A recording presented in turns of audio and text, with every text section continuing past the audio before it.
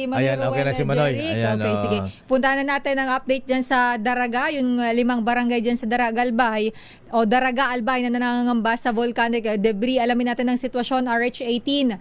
Roel Saldico, Manoy Roel.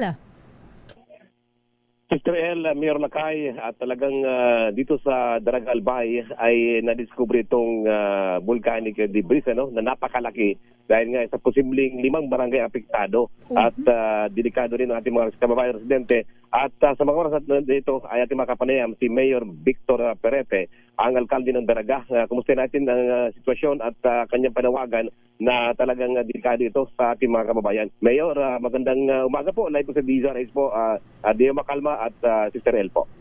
Good morning po sa inyo, Dio Calma.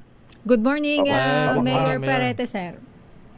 Good morning po, good morning po. Ayan, so ilang percent po sa inyong bayan ang napinsala ng asphalt, Mayor? Dito sa amin, kunti lang naman yung kinakatakutan lang namin yung pagbagsak po ng tinatawag nilang pyroclastic material na bumagsak po dito sa isang barangay namin sa bayan ng Daraga. Nakita ko itong video ni Ruel, parang kulay green na ang Green na. mga kalsada dyan. Tsaka yung mga paligid. tanim, Oo, yung mga tanim, mga nyog. Nasira po ba yung mga pananim niyo, Mayor? Mga nyog, kopra. Marami pong nasira po dito ng nyog, yung farmers natin medyo kawawa po dito. At kami nagsasagawa na rin ng mga hakbang para matugunan po yung mga problema po nila at nanawagan siyempre kami sa national agencies na concern po dito. Ilan ang matugunan?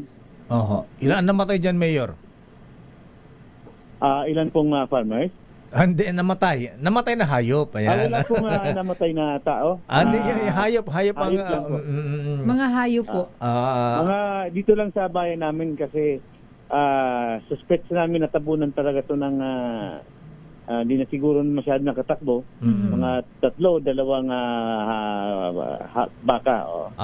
Tatlong baka. Mayor, ito pong binabanggit natin na 5 barangay dyan sa Daraga. Ano-ano pong mga barangay ito at ilan po ang populasyon nito? At nangangamba po sila, gusto po nilang lumikas. Saan po ba ang plano natin na mailikas itong mga residente dyan sa nabanggit na mga barangay? Ito pong barangay na narito po, mga 5 barangay po ito. Pero ito may mga permanent evacuation center na po sila. At nailikas na po sila dati pa. Mayroon kaming tinatawag na 6-kilometer danger zone na hindi pwede doon. Parang no human activity sa lugar ng doon at the foot of Mayong Volcano. Anong mga barangay ito, Mayor? Ito yung Barangay Misi, Salvacion, Budyao, Banyadero at Matnog. Okay, sa ngayon, Mayor Parete, ano po ang nais yung tulong? Ano po ang nais yung ipanawagan sa gobyerno? Sana po matulungan itong mga farmers na siyempre hindi pwede magtanim doon kasi pinagbabawal po yung ayon sa mga eksperto natin dito. Kaya sana may intervention man lang at matulungan sila. Hindi pang samantala, yung pang matagalan po kasi matagal na po yung pero anong klaseng pangmatagalang ayuda ang nais po ninyo? Siguro hanap buhay. Hanap buhay. Okay. Okay nga rin, Mayor. Maraming salamat.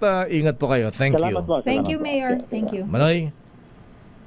Yes, meron lang kayo si Mayor Victor Perete, Daraga Albay. Sitwasyon dito sa Albay, talagang mainit ang panahon at tuloy-tuloy naman ang ginawang clearing operation ng ating mga otoridad. Mula sa Daraga Albay, ito si RH18. Ruel Saldico, una sa Pilipinas, una sa Pilipino. Maraming salamat, Manoy. Diyos mabalo sa Royal Saldico.